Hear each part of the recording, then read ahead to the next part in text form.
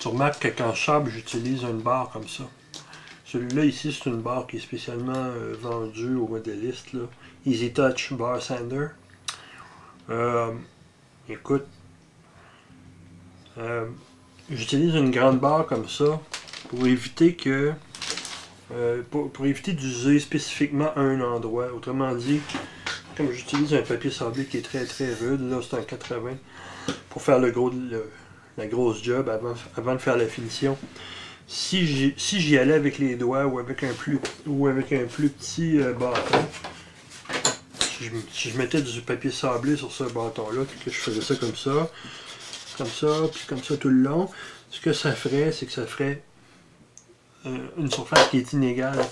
Puis pour éviter ça, c'est la raison pour laquelle j'utilise le bar sander, parce que évidemment, si je fais ça toujours à ma place, il va y avoir un creux là.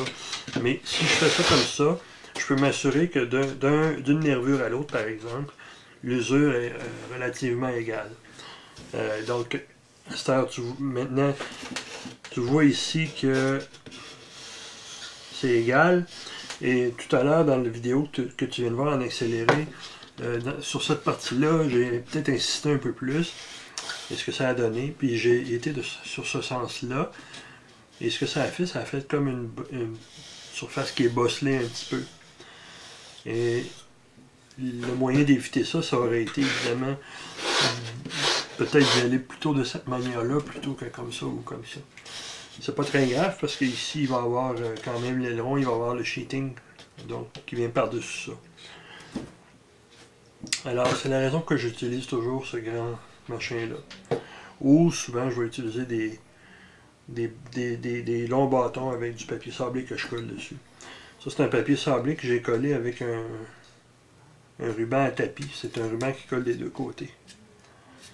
Tout simplement une grande feuille, format A4 en Europe ou format 8,5-11 au Canada, sur laquelle je place ma barre et je coupe tout simplement à la bonne longueur.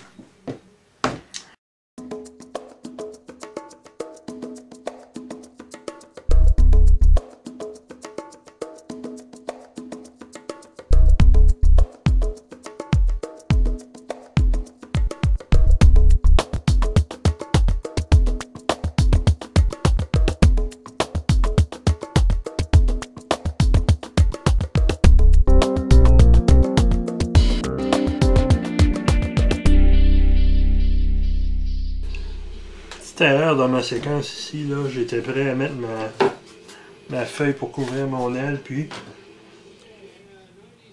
en appliquant la colle, réfléchissant un peu à tout et n'importe quoi, je me suis rendu compte que j'avais fait un petit oubli.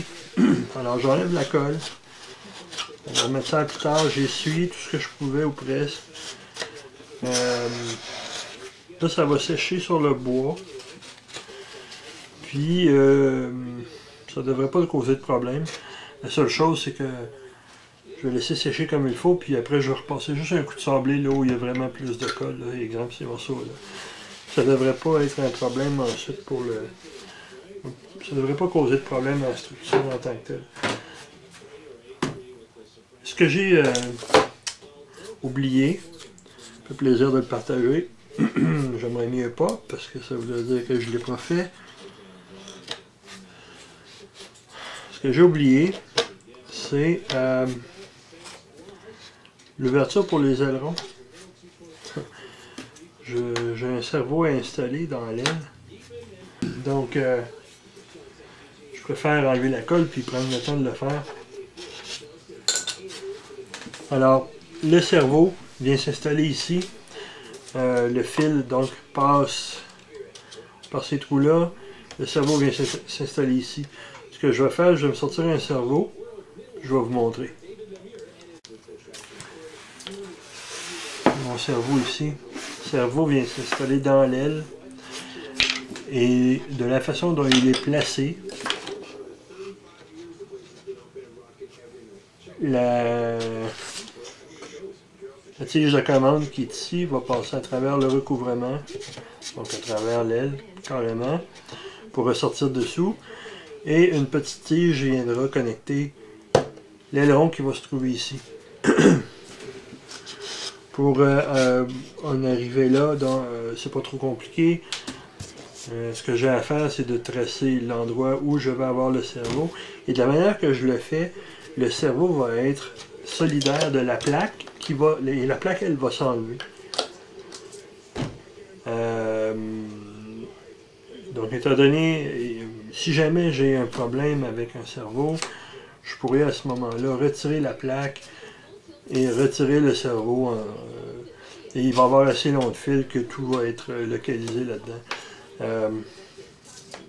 Alors, je trace ma plaque, je coupe, j'installe des renforts et une paire de vis pour tenir tout ça. Puis je viens installer le cerveau. Après ça, je peux fermer le dessus.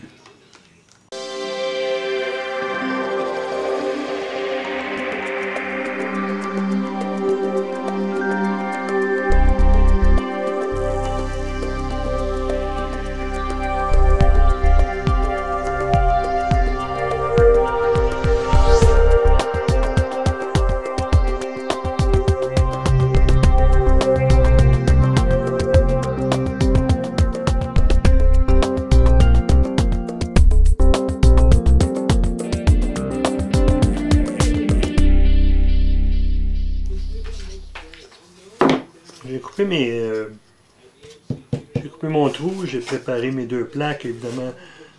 Celle pour l'autre aile, j'en ai pas besoin tout de suite. Celle-ci va venir éventuellement se visser par-dessous dans le trou qui est ici. Sur cette plaque-là, je dois fixer mon cerveau.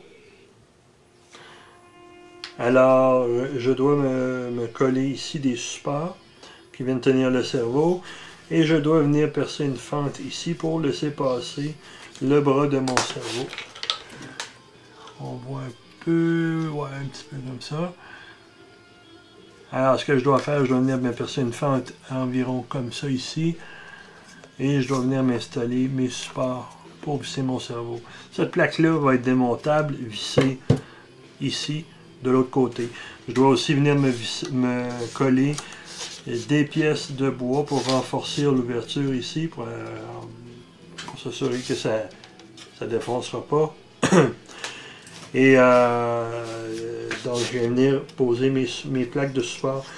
Et j'ai pas encore statué à propos des plaques, j'ai peut-être coupé vite un peu là. J'ai pas statué à propos des plaques. Ça pourrait que mes plaques, j'en fasse deux pareilles et que je vienne simplement les coller dans le trou. Si c'est le cas, ça me fera un petit peu de balsa à rajouter de l'autre côté, je vous montrerai à ce moment-là. Mais ces deux plaques-là, qui seront aussi en contreplaqué, vont être installées ici. Et dans ces plaques-là, sur ces plaques-là, je viendrai visser cette plaque de fermeture de mon aile ici.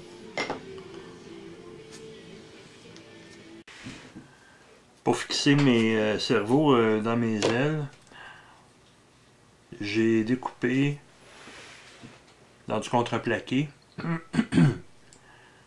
des plaques de montage. Ces plaques-là, c'est des cadres en fait qui vont permettre de visser la plaque de montage.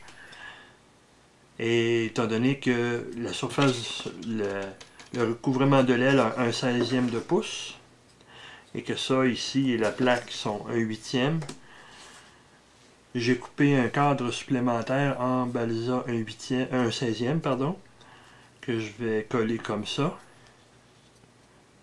Et cet assemblage-là va venir se coller ici. Donc le 16e de pouce de mon cadre supplémentaire, additionné au 16e de pouce de ma feuille, vont me donner le 8e de pouce de l'épaisseur de ma plaque, ici. Cette plaque-là vient se visser comme ça, par des vis qui sont entrées aux quatre coins ici. Donc en plus de me donner l'épaisseur requise, ça me permet de me guider un peu pour percer mes trous pour mon montage. Je vais coller mon balsa sur mon contreplaqué, comme ça. Je vais venir faire un ponçage des quatre côtés et je vais percer les quatre trous pour le montage. En les mettant ensemble comme ça pour que les trous soient bien vis-à-vis. Une fois que ça sera fait, je peux enlever ma plaque et venir coller mon ensemble, balsa contre balsa, dans mon puits ici. Puis il me restera à venir découper le sheeting, le recouvrement de l'aile par l'autre côté pour un ajustement final. Ensuite, je visserai mes plaques dans le trou et je viendrai faire un ajustement pour mon cerveau pour s'assurer que tout passe, tout fonctionne, tout est bien installé et je pourrai couvrir ensuite l'aile.